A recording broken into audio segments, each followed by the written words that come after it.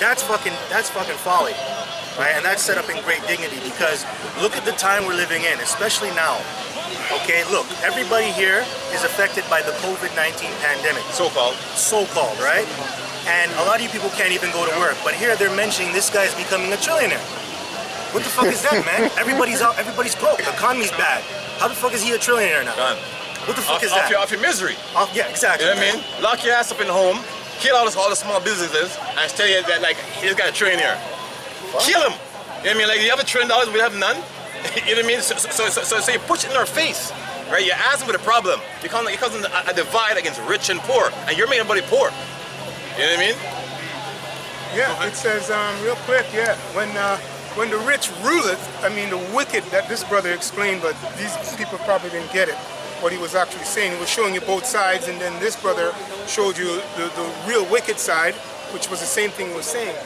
Right? But when these rich people are ruling, look at all these people are sad. They're trying to make themselves happy. They're sad as fuck, and they don't know why. But they're trying to make themselves happy on the boat, whatever, smoke some crack, weed, whatever. Whatever it is, man. You're trying to make yourself happy. Good luck.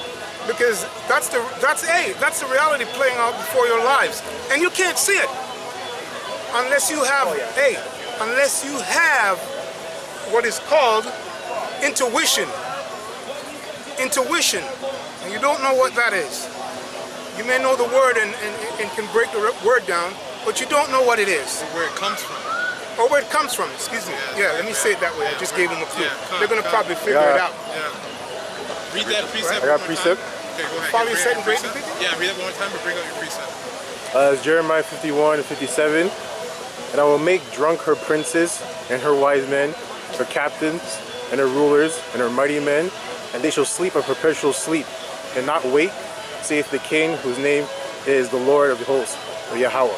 So basically, no matter what we tell them, they're not going to wake up, because the Most High doesn't want them to wake up, right? Only the elect are going to wake up. That's why, like the elder Malak was saying, like they're all here smoking crack, doing whatever to make themselves happy, because they don't even know that they're sad, because they're asleep. Dead. Let's use the word dead. Dead, yes, Khan. Walking dead. Bring out that precept again. It says, Ecclesiastes 10 and 6, folly is set in great dignity, and the rich sit in a low place. So, you know, that's also, piggyback on what every brother was saying, that's also to imply that you're going to be hated for speaking the truth. Because what you speak isn't set in great dignity. Now, let's get the word dignity. Which is true because we're rich in spirit, right? We look poor on the outside. Some of us do. You know, because some brothers have money, right? But I'm just saying, we're rich in spirit, but we sit in a low place because of how we speak too. No, it's true, very true. So the word dignity, etymology, it says state of being wrathy, dignity, privilege, honor, right? So this is worthiness. So was it folly, which is foolishness, is honored in this kingdom. Being foolish is honored in this kingdom. Things like anything that's wicked, anything that's against the commandments. What we do, actually, the scriptures say that through the foolishness of preaching, right? Because really, the Most High can do anything. The Most High doesn't need us to do this. He said it's foolishness. It is foolishness. So he must say, he don't need you to do this. No. He must say, this is foolishness, man. He's telling you straight, this is foolishness. Yeah. And people say, you guys are foolishness. You know what I mean? But you got to deal with it. You got to deal with it as it is. It's foolishness. You know what I mean? Because there's a greater purpose. Gone. It's a greater purpose, man. And that's where the faith comes into play, man. So yeah, that's why Israel is asleep. 2/3 of Israel's asleep, man.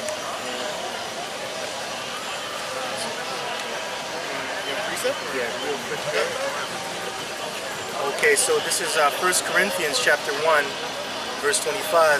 Because the foolishness of the Most High is wiser than men, and the weakness of the Most High is stronger than men. So why is that though? Why is, let me ask you brothers that, why is, read that again.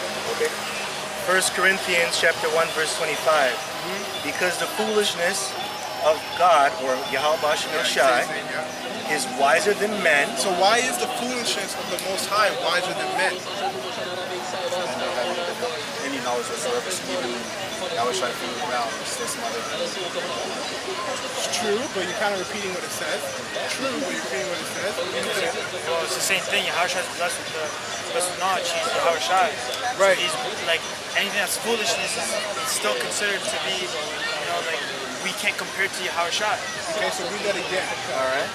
It says, because the foolishness of the Most High is wiser than men. Why is that? It's because of faith. Faith is the principal thing. Why? So you can't. So for example, you can't go against the Most High because everything is His movie. It's His chessboard, and we're the pieces on it. But the people that go against the Most High are foolishness. So the foolishness of the Most High is wiser than men. Can men in their own mind think they can do whatever they want? No. Right? But what we're doing is considered foolishness, but this is better than what everybody else is doing. This is the greatest thing you could have been doing in your whole life. Because this is about salvation. To others, it might think it's foolish, but we know that it's not foolish. Exactly. Through faith. Right? It's all through faith. Well, we are the foolishness. We are. Read it again, brother. Read it again. Okay. Because the foolishness of the Most High is wiser than man. And that's us. We're the foolish men. And we're wiser than anybody out here right now. Right now on the beach, whatever we call this place, we're the most wisest people right now. So you ask about anything, we're going to answer through the scriptures. Right? And nothing tops the scriptures, man. That's right. And the weakness of the Most High is stronger than men. So can you protect I got yourself a quick against... precept to what this brother just said, if I may. Okay, yeah, go ahead. Yeah, so this is Isaiah 40. It's a powerful chapter, talking really about what we're just saying here, in essence, the majesty of Yahweh Ba'ashem Yahushua. It says here, this is Isaiah 40 and 29. He giveth power to the faint. Right? He giveth power to the faint, and to them that have no might, He increaseth the strength. All right, so that's speaking about the elect or the people who you look upon, right? You look upon and you cast thumbs down on us. Who are those guys in those skirts, whatever you want to call it? You know what I'm saying? But the power is here of Yahweh Ba'ashem Yahushua. We believe that by faith, okay, and we're living it. You know what I'm saying? So yeah, He gives His power to the faint. Okay. That's the point of that. So that's a beautiful chapter. It goes into more stuff. So reread what you said again. It says, Piggyback off what you're saying too as well. 1 Corinthians chapter 1, verse 25. Because the foolishness of the Most High is wiser than men, and the weakness of the Most High is stronger than men. So we can't protect yourself against a gun. You can't protect yourself against Esau's rules. You can't drive your car without an insurance or a permit and do whatever you want without any consequences befalling you, right? You can't protect yourself against the police.